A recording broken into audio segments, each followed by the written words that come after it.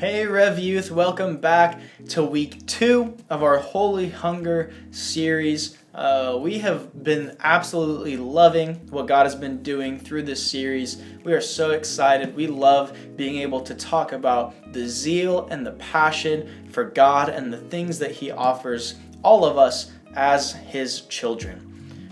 So we can't wait to continue diving in. Last week, or just this past Wednesday, we discussed what it means to be counterculture, what it means to continue following Christ even when it's hard, even when it's not what the people around us are doing, which is the truth most of the time in our culture today. So we looked at the example of Shadrach, Meshach, and Abednego in Daniel chapter 3.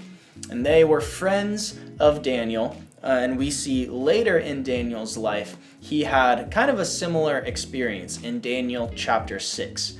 So that is what we are going to be covering to kind of supplement what we talked about the other day in youth group with Daniel 3. And we're excited to see what God is going to reveal through His Word today. So we're going to start just with a little bit of context. So in Daniel chapter 6, verses 1 through 9, it talks about how Daniel was appointed as an administrator in the king's court. And he did such a good job that all of the other people in similar positions started getting jealous and kind of angry, and they were looking for something to accuse him of to tear him down because they weren't happy that he was doing such a better job than everybody else. So they end up convincing the king to sign this law that says that anybody who prays to anyone, any god, any human, whatever, other than the king, has to be thrown into a den of lions. So in the same way, I think there's lots of things in our lives today where, people don't like us for whatever reason. They try and do things to pull us away from our faith. And whether that's other actual people or it's just the enemy, there are always things happening to try and distract us or discourage us or pull us away from remaining firm in God and what He has for us. So let's see what Daniel decides to do. So Daniel chapter 6, verses 10 through 13 say, "But when Daniel learned that the law had been signed, he went home and knelt down as usual in his upstairs room with its windows open toward Jerusalem. He prayed 3 times a day, just as he had always done, giving thanks to his God. Then the officials went together to Daniel's house and found him praying and asking for God's help. So they went straight to the king and reminded him about his law. 'Did you not sign a law that for the next 30 days any person who prays to anyone, divine or human, except to you, your majesty, will be thrown into a den of lions?' 'Yes,' the king replied, 'that decision stands. It is an official law of the Medes and Persians that cannot be revoked.' Then they told the king, 'That man Daniel, one of the captives from Judah, is ignoring you and your law. He still prays to his God 3 times a day.'" This is the perfect example of holy hunger. Even when he's faced with the consequence of getting thrown into a den of hungry, ravenous lions, he still says, "I don't care. God is more important to me than anything, so I'm going to continue praying. I'm not going to renounce my faith. I'm not going to stop connecting with God, chasing after Him, no matter what you try and throw at me." That is the perfect example of holy hunger. So as the story continues, we see Daniel get thrown into this lion's den, and they put a big boulder in front of the entrance so that he can't leave. So Daniel is stuck here with these lions, all because he chose to pray. And what we see at the very end, in verse 22, Daniel is speaking, and he says, "My God sent His angel to shut the lions' mouths so that they would not hurt me, for I have been found innocent in His sight.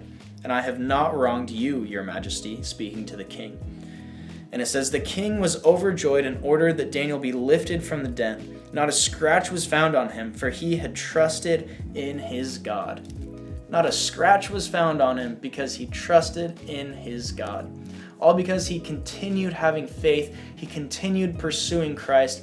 The lions could not hurt him. God sent protection. He sent angels to shut the mouths of the lions so that he would be protected. Because God saw his faithfulness. He saw his zeal, his passion. He saw Daniel's holy hunger.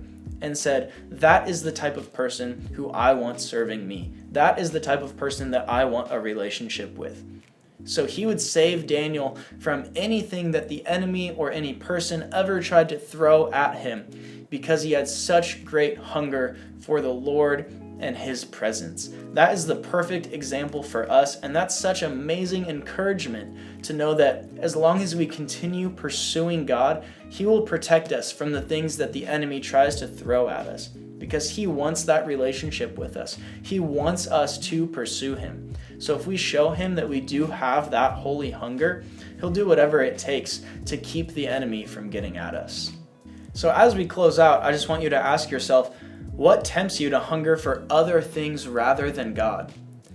Is it potentially negative consequences? Is it popularity, or are you worried about being embarrassed or other people looking at you differently if you continue to pursue God with holy hunger? Whatever it is, ask yourself what those things are.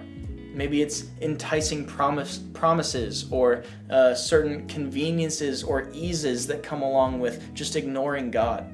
But he has something for you. He loves you, he has a plan for you, and he wants you to pursue him and pursue that plan that he has. So ask yourself, how can you remain firm in your hunger for God even when those temptations to go astray come along? And know that as long as you remain firm in your passion for God, as long as you remain firm in your relationship with him, he will protect you from the schemes of the enemy. So just for some homework, continue pondering those ideas. Read maybe even all of the book of Daniel. It's not too long, or at least read through chapters 3 and 6, the two chapters that we covered at youth group and here in this video.